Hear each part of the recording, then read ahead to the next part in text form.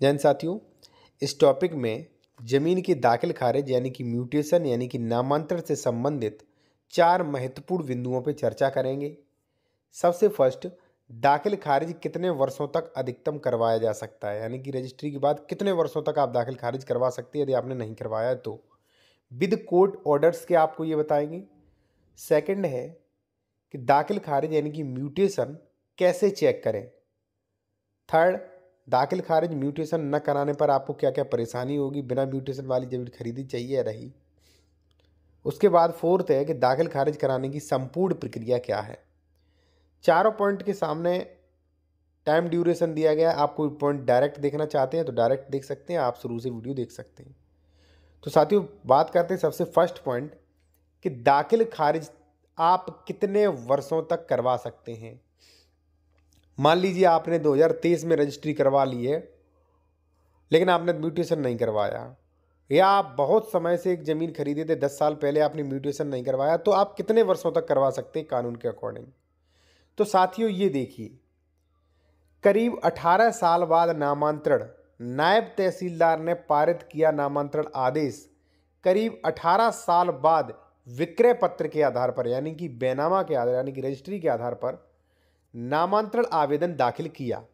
जिस प्रकार सभी करते हैं भाई, आप तुरंत करा के लाएंगे फिर भी इसी प्रकार करेंगे, 18 साल बाद भी किसी ने किया होगा।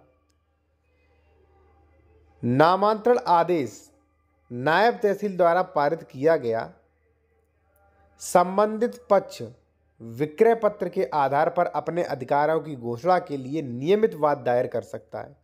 उन्होंने कहा कि जो पक्ष जो विक्रय पत्र के आधार पर ये दाखिल खारिज चाहता है वो अपने अधिकारों की घोषणा के लिए नियमित वाद ला सकता है, यानी कि 229 में। ठीक है, विक्रय पत्र के आधार पर यानी कि रजिस्ट्री के आधार पर लगभग 18 वर्ष बाद दिया गया म्यूटेशन आवेदन निरस्त किया जा सकता है। म्यूटेशन आवेदन यानी कि दाखिल खारिज का आवेदन जो है, दाखिल खारिज के लिए आवेदन जो किया है वो निरस्त किया जा सकता है। ठीक है, और ये ऑर्डर जो है वो किया गया सालिक छेदीलाल 2015, और ये आप RLT में देख सकते हैं 2015 की में। ठीक है साथियों, इसका मतलब ये है, वैसे कानून तो ये कहता है कि आप रजिस्ट्री करा ली तो आप 1 से 3 महीने में दाखिल खारिज म्यूटेशन करा लीजिए। ठीक है, रजिस्ट्री आप दीजिए, रजिस्ट्री में आवेदन लगाइए जिस प्रकार से, और नायब तहसीलदार और तहसीलदार के यहाँ आवेदन करिए, वो आपका दाखिल खारिज कर देंगे। ठीक है, यदि इससे ज़्यादा लेट हो जाते, मान लीजिए 1-2 साल हो जाती, फिर भी चल जाएगा, लेकिन आप अधिक लेट होते हैं 4-5 साल, 10 साल, 15 साल, 20 साल, तो ऐसी कंडीशन में इसी प्रकार से, जिस प्रकार से ये आदेश दिया गया, इसी प्रकार से आपका दाखिल खारिज नामांतरण का आदेश यानी कि जो एप्लीकेशन दिया है आपने, वो तहसीलदार कैंसिल कर सकता है या आपसे रिश्वत लेके उसका दाखिल खारिज भी कर सकता है। वैसे अधिकतर तहसीलदार जो हैं वो रिश्वत लेके म्यूटेशन दाखिल खारिज कर देते हैं। तो साथियों, मेरे कहने का मतलब है कि आप 1 से 3 महीने के अंदर करवा लीजिए, अधिकतम 1 से 2 साल के अंदर करवा लीजिए। बहुत ज़्यादा डिले करेंगे तो दिक्कत हो जाएगी, इस प्रकार से आपका दाखिल खारिज नहीं हो पाएगा। अब सवाल आता है कि दाखिल खारिज न कराने पर क्या परेशानी होगी, ये मैं बाद में बताऊंगा। पहले सेकंड पॉइंट कि दाखिल खारिज कैसे चेक करें। साथियों, इससे पहले मैं आपको बता देना चाहता हूं, यदि आप कोई भी लीगल एडवाइस लेना चाहते हैं या उत्तर प्रदेश में कोई ज़मीन खरीद रहे हैं, उसके डॉक्यूमेंट्स चेक कराना चाहते हैं, खतौनी वगैरह, तो आप करवा सकते हैं। कॉन्टैक्ट नंबर हमारा वीडियो की डिस्क्रिप्शन में दिया गया है। आते हैं अपने सेकंड पॉइंट पर कि दाखिल खारिज कैसे चेक करें। तो देखिए साथियों, दाखिल खारिज जो है वो आप तहसीलदार कोर्ट की वेबसाइट पे जाके चेक कर सकते हैं कि हमारी फाइल में दाखिल खारिज का आदेश हुआ है कि नहीं, या आप तहसील जाके पता कर सकते हैं कि हमारी फाइल में अभी क्या चल रहा है, म्यूटेशन का आदेश हुआ है कि नहीं, कि नेक्स्ट तारीख लगी जो भी लगी है, या आप खतौनी जमाबंदी से भी पता कर सकते हैं कि आपकी ज़मीन का म्यूटेशन आपके नाम में हुआ है या नहीं, या आप मेरे द्वारा भी चेक करवा सकते हैं। ठीक है जी, अब आते हैं साथियों थर्ड पॉइंट पर कि दाखिल खारिज न कराने पर क्या परेशानी होगी। ठीक है, देखिए साथियों, दाखिल खारिज यदि आपने नहीं करवाया है, ठीक है, मान लीजिए आपने विक्रेता से ज़मीन खरीदी, विक्रेता मैं हूँ, आपने मुझसे ज़मीन खरीदी, रजिस्ट्री करा ली, लेकिन आपने म्यूटेशन नहीं करवाया, दाखिल खारिज नहीं करवाया, तो वो ज़मीन खतौनी और जमाबंदी में मेरे ही नाम चल रही है। ठीक है, मैं उसका भविष्य में दुरुपयोग कर सकता हूँ, ठीक है। खतौनी ले जाऊँगा सरकारी निकलवा के और किसी को दूसरे को बेच दूँगा। या मान लीजिए विक्रेता बेईमान नहीं है, लेकिन मान लीजिए कुछ समय बाद 20 साल बाद विक्रेता एक्सपायर हो गया, उसके बच्चों के नाम ज़मीन आ जाएगी, फिर उसके बच्चे आपके बच्चे को परेशान करेंगे, या बेच सकते या केसीसी ले सकते, ठीक है। और आपके नाम ज़मीन दाखिल खारिज नहीं होगी, खतौनी वगैरह आपके नाम की निकलेगी नहीं, तो आप कई कानूनी प्रक्रियाओं से वंचित रह जाएंगे, यानी कि केसीसी भी नहीं ले सकते और भी कई चीज़ें, ठीक है। तो दाखिल खारिज न कराने पर कई समस्याएं भी साथियों आती हैं, ठीक है। अब एक पॉइंट और आता है, क्या बिना दाखिल खारिज के भी ज़मीन आपको खरीदनी चाहिए? देखिए, ये ज़मीन निर्विवादित है, उस पर कोई भी विवाद नहीं है, ज़मीन अच्छी है, ठीक है। तो दाखिल खारिज बहुत ज़्यादा महत्वपूर्ण नहीं रखता, क्योंकि दाखिल खारिज ओनली एक रेवेन्यू प्रक्रिया है, ठीक है। तो आप खरीद सकते हैं, लेकिन मैं सजेशन दूंगा बिना दाखिल खारिज की ज़मीन न खरीदें, क्योंकि इसमें रिस्क ज़्यादा होता है, ठीक है। और यदि आप कोई प्रॉपर्टी खरीद रहे हैं, उसके डॉक्यूमेंट्स वगैरह चेक करवाना चाहते हैं, करवा सकते हैं। कॉन्टैक्ट नंबर वीडियो की डिस्क्रिप्शन में दिया गया है, ठीक है साथियों।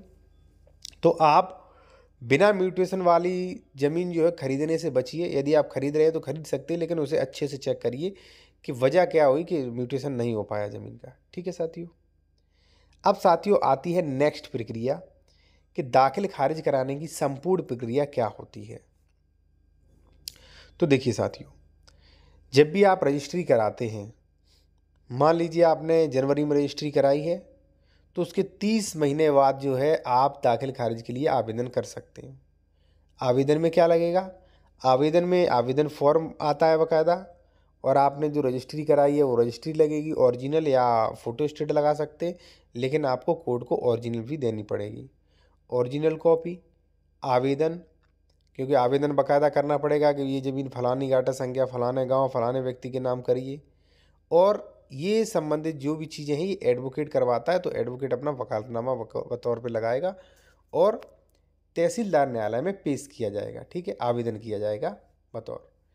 फिर उसके बाद आपकी लगभग 30 दिनों बाद तारीख पड़ेगी।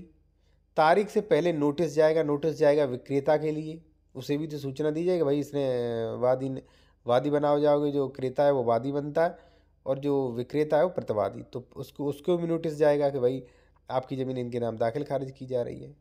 यदि उस पर कोई भी आपत्ति नहीं है, नोटिस तामील हो जाता है, तो लगभग 30 दिनों बाद दाखिल खारिज का आदेश दे देगा तहसीलदार।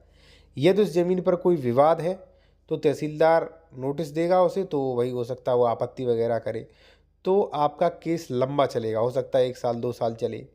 और केस सॉल्व हो जाने के बाद यदि आप जीतते हैं तो वो ज़मीन आपके नाम कर दी जाएगी, ठीक है।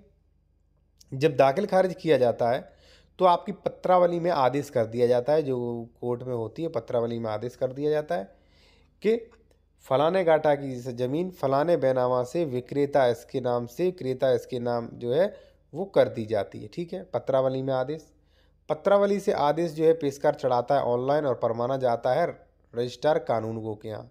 रजिस्ट्रार कानूनगो जो है वो अमल दरामद करते हैं, यानी कि उनके पास एक रजिस्टर और होता है, वो उसमें मेंशन करते हैं, ठीक है, हाथ से लिखते हैं। उसके बाद जो है वो उसी ऑर्डर को खतौनी पे आपकी पे मेंशन करते हैं, तो जब आप ऑनलाइन खतौनी देखेंगे तो वो खतौनी पे भी दिख जाएगा।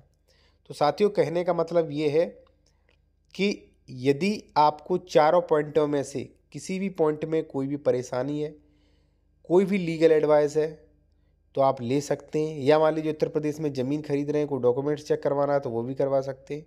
कॉन्टैक्ट नंबर वीडियो की डिस्क्रिप्शन में दिया गया है, आपको फ़ीस भी वीडियो की डिस्क्रिप्शन में जो है बता दी जाएगी, या आप व्हाट्सएप पे मैसेज करेंगे बता दी जाएगी। फ़ीस पे करके ही सारी सलाह ले सकते हैं। चैनल को सब्सक्राइब करें और बेल आइकन दबाएं।